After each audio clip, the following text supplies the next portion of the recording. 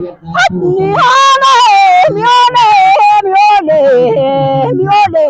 bitanya girele manni chamanda gamole. Miole gota lola, wage kaju doti oso gota irra karane biya dalatani ke sumbo mina haji kadir bomba so tunu dame. Dina hitam bukina nakam nujole iti gudina goti chabale jinina wame. Biya gota gabdo halali tiyusu. Ali ye jirri wa makatiyara da busu dumulungo tanuta te usembune haji adam sato wa makaichiti garanyate. Garbu mana fondi de kamsa adano jirru ichiti di garige. Metaka ambola ka gota da dubisa ma gota metaka ambobu gota maka hindu. Ajalu hundesa guyaga fabarkume wala le oya dale ondina burkutesa. Babaradu kajela gota giro mana gamu yole kunye duro mi ole nakamir go batesa duba yaru malesa gota giro neta maji jar so mi ole waje chontana kesa mi ole amala mi ole imbitanya giro le manni chamanda gamol biya jacho kama gota duresa male ma tubiya tibesa yale horoso bude gana moda babe nikaba bogalgo sameli tufa dure biya kesa biya jacho tama gota duresa nu indesa irmano romo kesa magala nu tibesa dudille dale nu kelesa kanafu biya jacho tama gota duresa lenjiso tika elemo kintu jinna tate biru waqo guutuu jarra abbaa gadaana dhiigammataa caalu hundeessaa du'e badenu keessaa ka goofareeru keessaa duubaan jaarru maleessa goota diroo ijoollee funyee duudhoo mi'oolee waa jechoon tana keessa fardi goota ayyama haamolee nyaatee ilmi goota ayyama abbaa fakkaatee goota diroo ijoollee funyee duudhoo mi'ooleen dhaaduun gabayaa taate. Miole,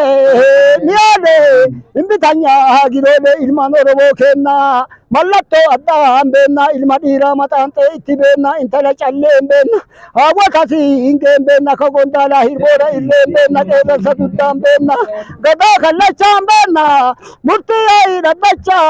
utawame wayun jala awata gota giro marata haji giro jolle hunye duro adda jallange ilman oromo na jaga sage darsi yakata miole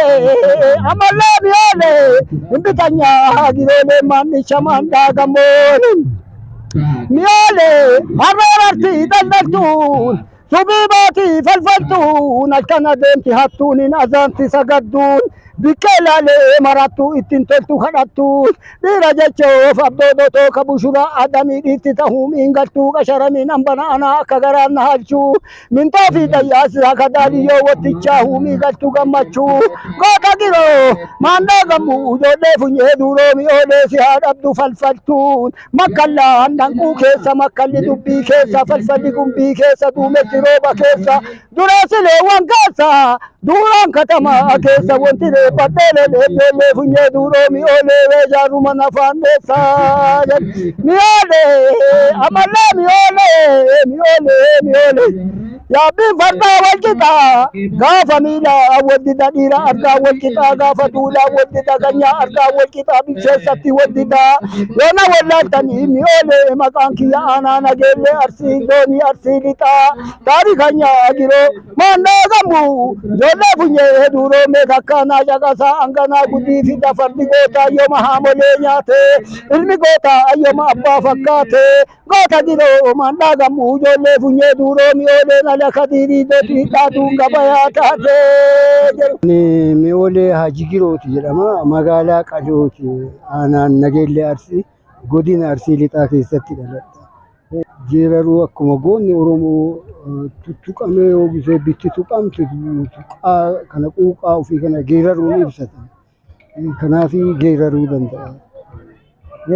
waa'ee maaliif geeraruu waa'ee biyyattiiti geeraruu danda'a ani biyyattiif malee biyyattiitiin maal bu'aanaa qaba